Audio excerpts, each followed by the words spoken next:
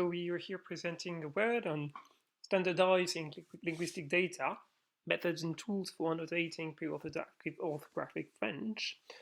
And we really insist on the question of the methods and the tools. This is a paper that is presented by Simon Gabay, Thibault, Clérice, Jean-Baptiste Jean-Baptiste Tanguy, and Matthias Gille-Levenson.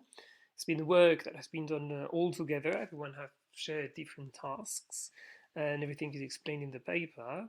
And so the idea is that we want to work on early modern French. So we think about early modern French as something between the 16th and the 18th century, which is why the early is in brackets, because it's a definition that is not really clear. And it started with the idea that when we study the Middle Ages, we have a lot of resources. First, we have very good and excellent and big corpora, like the Base de Français Médiéval, BFM, or the Base Geste, for instance, of Jean-Baptiste Tanguy. There is also dedicated annotation guidelines that exists. Well, it's called CATEX, which is widely used and extremely well prepared for these kind of data. And also state-of-the-art annotation tools and models with important training sets, mainly thinking about the Fro model for pi is excellent. It is slightly different for early modern French, so these 16th, 18th century periods. We see that obviously there are several corpora that exist. I've given here two, Presto, which is probably one of the biggest one, but also Sermo and many others. The annotation guidelines are not that clear. They almost do not really exist. You have like some hints about what to do, but not really more. And it's usually done using multext, which is a strange choice because multext is not really used anymore, but still a very good tagging set. And usually they use old annotation solutions, all not meaning bad, but obviously not neural and more rule-based, like Tritagger, even though Tritagger has evolved a lot recently. The main challenges of working with annotating modern French are several. First one is that we have to deal with spelling variation. A word can be spelled differently at the beginning and the end of the century, but even within the century, the spelling is different, like étoile, which has been written with an S or with an accent aigu. There is another problem, that is the problem of word segmentation that is not really clear. Today it is clear, but at the time it was not, and the same thing can change between the 16th and the 18th century, but even within the 18th century things can move. And for instance, I give here the example of afin que, which can be written in 3 words or 2 words, and they have many examples like that. Another problem is the question of authority lists for lemmas. Which one do we use? And is there one that we could use for 16th, 18th, and 18th century? But also something that we could use to create some kind of compatibility with medieval data. And finally, the question of the correct or the right tool. You have rule-based things, you have neural things. Which one is the easiest, not only for schools, but something that you could use easily? How do you deal with that? So now starts with the question of the methods. We are facing many problems, and one of the biggest one is the question of tokenization, because we are already talking about the problem of agglutination. It can be done at the graphematic level. For instance, cependant can be written in 2 words or 1 word. And once again, it evolves and changes all the time. And can also be at the lexical level. What do we do about locution, like the locution conjonctive bien que, and many others? Is it 1 token or is it 2 tokens? Because it evolves a lot on time, we have decided to use the blank space as a separator. For instance, peut-être is considered are multiple tokens, peut être. And if there is an hyphen, the hyphen is considered as a token itself. Longtemps, with an hyphen, is 3 tokens. Long, hyphen, and temps. Which allows us to cope with various agglutination that can evolve around time. Regarding lemmatization, our tokenizing strategy creates some problems, obviously, because sometimes we end up with words that do not really exist outside a compounded form. This is a question of parce in parce que. Parce is nothing in French. So how do you tag that? What do you do with that in terms of lemmatization, but also in terms of part of speech? There is another problem, which is the one of portmanteau words, like très obéissant, which today would be written in 2 words, but at the time it could be used, and usually it is, written as 1 word. The solution that we have found is that when needed, we have decided to use underscores, except in some cases, for instance, words that still exist in French, because otherwise we would end up with too many problems. We were thinking about the case of monsieur, which originally is monsieur ou monsieur, and now is 1 word, but it would be quite stupid to use an underscore. And we have also tried to put limits in terms of the amount of underscores that we use. If there are many compounded lemmas for single tokens, then we have decided to stop it and not to have more than 1. A big problem regarding annotation and the lemmatization is the consistency of the annotation. What is extremely important is to use an authority list. The problem is that do we have one that we can use for many, many centuries? What we have decided to do is to use the L-Germ authority list, which is the medieval French inflected forms lexicon, but that has been extended in its mode version, mode meaning moderne étendu, which means early modern French, basically, which is exactly the thing that we need. And what is interesting with this authority list is that we can work with late medieval French and at the same time up to the 18th century. So we can have 14th, 15th, 16th, 17th, and 18th century, and even more actually, because it derives from Morphalou and the Lef and other authority lists, which create some kind of compatibility with the Trésor de la langue française, which is the dictionary that is the most used online, or probably one of the most. Regarding post-tagging, we have decided to use Catex, which is a peculiar choice because there are international solutions like École and all these things, but we have decided to use a national solution, national meaning French speaking.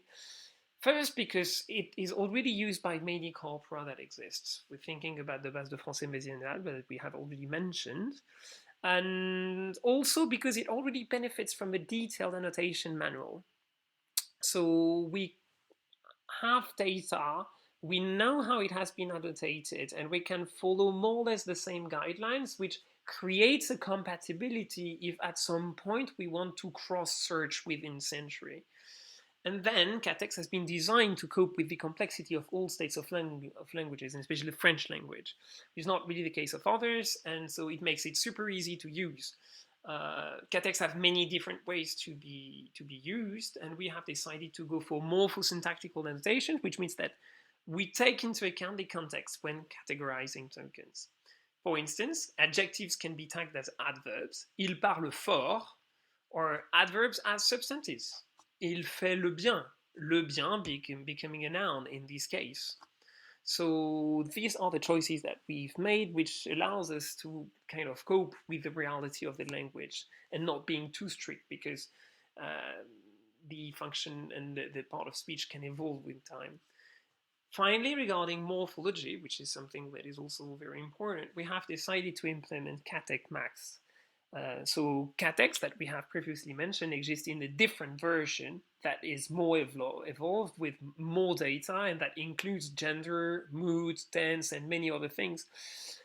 We have to say here that even though we have paid a lot of attention when annotating the training set and all the data that we use in our goal corpora, it has not been perfectly proofread, and the perfection is therefore not guaranteed. What kind of data now we can use?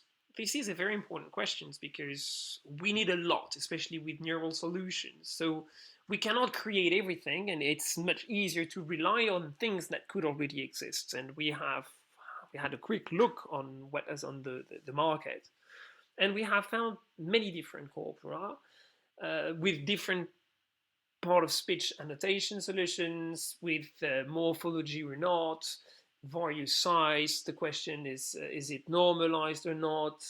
And is it gold or not? And what we have decided is that we will use normale, which has been created for the article of Jean-Baptiste Tanguy and Florian Cafiro, which is 17th century French texts that are normalized and have been annotated with cat text, and the morphology has been pretty well controlled.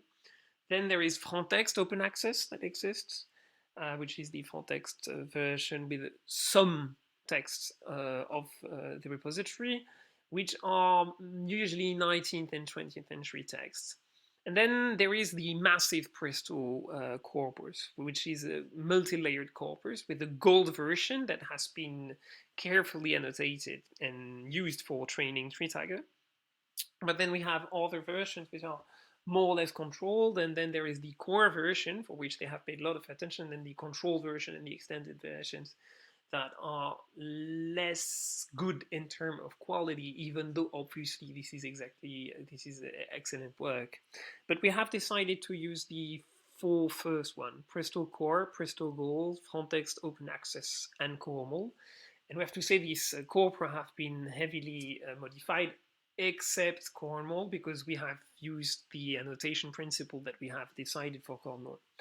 So we have prepared everything, which means that we have aligned as much as possible all the data that we had on new authority lists, following our annotation principles, and we have also used heavy corrections on non-control or not fully controlled corpora. We're mainly talking about the Presto core corpus of approximately 7 million tokens, and we have eliminated some text of this corpus because the texts were badly authorized or too many problems, especially with hyphens when the word was cut at the end of the line. So the text is good but not really usable if you want to train a limitizer. And then we have tried to see how it works if we could add some glyphs or some tilted letters traditionally used as abbreviations, because these are texts that are signs that we find in the text and that are not found in the corpora that we have used, because these corpora are taken from editions or slightly corrected version taken from the OCR. Out of all this, we have created two corpora for two different models. One corpus for one limitization model with all the available data, the four corpora that we've mentioned, and another corpus for one model for part of speech with morphology and the part of speech, and only the gold corpora, meaning Presto Gold and Cormol. Each corpus is divided into three sets thanks to Protogeny, a software that has been designed by Thibault Clérice. One for the train, one for the dev sets, which is the one used for evaluating during training, and then the test sets for in-domain testing. You have the breakdown of all the tokens per set if you want to have a look. And then the question of the setup. So regarding tools, we have decided not to use Retagger and to use Pi as our main training and tagging software. We have used this one first because we must read pretty well, but then also because there is the Pi extended version that wraps Pi with user-friendly functionalities like post and pre-processing, or the way we can share models, which makes it very usable for every user, even those that are not specialists of digital humanities and NLP. Regarding architectures, we already have some information because we had, for the Cornwall model, already trained models for normalized data. So we knew more or less what could work, and we have to try to adapt according to these previous experiments that have been published and that you will find in our bibliography. So what we have done is modified the number of dimensions in the recurrent network, and we have also modified the hidden size. We have tried something that we did not try in the previous paper, which is to use Unicode normalization. And also we got rid of word embeddings because we realized that it was not really significant, especially because we had a lot of words. Regarding the results, it is very, very interesting to see that spelling variation seems to have a very limited impact because when we compare the results that we had with normalized data, the model that we train on normalized data, and the one that we've trained on non-normalized data, the difference is not that big. We see something like 0.5 percentage points roughly, and not really more than that, which is really not a lot, and can be explained also because there is much more training data for the non-normalized model, because we have added the Presto core, and the other one there was only the open the Frontex Open Archives plus some extra things. For post-tagging, we even realized that it can even be slightly better, which can be explained by the fact that we have something like double the amount of data that we use for post-tagging and morphology, as it has been shown in the breakdown of all the sets. So when we look at scores, we see that these are pretty good, and if we see that we are almost 90% for the accuracy, and something like 97 for post-tagging. Regarding unknown tokens, which is tokens that have not been used by the software during training, we are once again not that bad. And for ambiguous tokens, which are tokens that can have multiple solutions, so one token can have different lemmas or different paths, we see that results are once again pretty strong. Unknown targets are slightly worse for lemmatization. Then a very important problem that we had to tackle, the problem of spelling variation. Lemmatizing historical variation rich languages is mainly, not also about actually, but mainly about handling polybolism. Because the same word can frequently have different graphematic realization, different spellings. This is the case of besoin, that can have a J or not. And then we need more or less to evaluate how the model performs for one word that can be spelled differently. So what we have done is that we have found pairs of tokens sharing the same lemma, the same post-tag, and the same morphology, but that have different spelling. And what we have done is that we have taken these pairs, all the sentences in which they were, and then we have tagged the sentence with one form and the other out of each pair. And then what we can do is to compare the accuracy each time we change the form. And then if the accuracy remains the same, it means that the model is pretty strong and can handle graphematic variation, spelling variation pretty well. And actually, when comparing the accuracy of form A and form B, we realize that this is pretty strong. All the details are more developed in the articles, and the explanation also about how we've done it is clearer. But the main idea is that we are doing quite well on that, and this is good news and could be obviously explored more in the near future, because this is a question that has not really been tackled, at least as far as we know. Then we have decided to do something that is also very interesting, is like to do out-of-domain tests, because you train a model and then you see how it performs on the more or less on the data on which it has been trained. But what happens for different centuries, different genres? Can it handle text that it has never seen? So what we have done is that we have created out-of-domain test sets, only made of theater, and the other everything but theater. It has been composed of 10 short samples of 100 tokens, which is not a lot, but then it is created to be as representative as possible of the linguistic production of the century, which means that we have for each century the same amount of, more or less, female and male authors, correspondence, political discourse, songs, etc., etc. So not a lot of tokens, but something that has been pretty well created, and that should give us a hint about the capacity of the model to handle different data. And we can see here that when we look at the results, our data performs quite well on 16th, 17th, 18th, but also 19th and 20th century, which is something that is interesting, because our idea at the beginning was to work in diachrony and then to be able to tag text that are from different centuries. And obviously what we can see here is that it works pretty well, because we're more or less around 95 and more. Same thing for post-tagging, even though results can be slightly more disappointing, but this can be explained pretty easily, because there is much less data. If we remember that for lemmatization, we have the Frontex Open Archives plus Presto, and for post-tagging we only have a small sample of normalized data only for theater for Cornwall, and then we have another corpus for Presto Gold, but that is for non-normalized data. So once again, we need to expand the training set if we want to increase the figures, though we're usually more than 90% of accuracy, which is not a bad result. Finally, interpretation of the results that we have here, we have to realize that none of the most important errors are linked to graphematic polymorphism, which is an interesting result, and most of the problems are linked to homographs. For instance, I give you the example of le that can be used as a pronoun or determiner. Something that is very specific about ancient languages, about early modern French, which is the case that the preposition and the verb avoir can have the same form, which is a, but without the accent.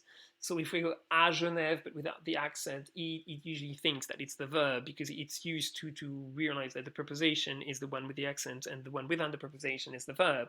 Same thing for the determiner des, that can be either a determiner or an enclise, which is le père des enfants, de les enfants, which is slightly different than il fait des ronds. It's not possible to say il fait de les ronds. So for post-tagging, it creates problems.